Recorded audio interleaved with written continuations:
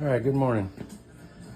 Finally got some of the parts back in for this 86-inch shovel head. Just remember to subscribe, like, follow, and share.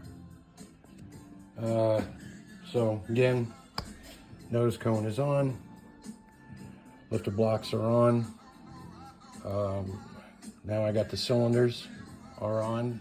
I just put on the rear head, getting ready to do the front head. And so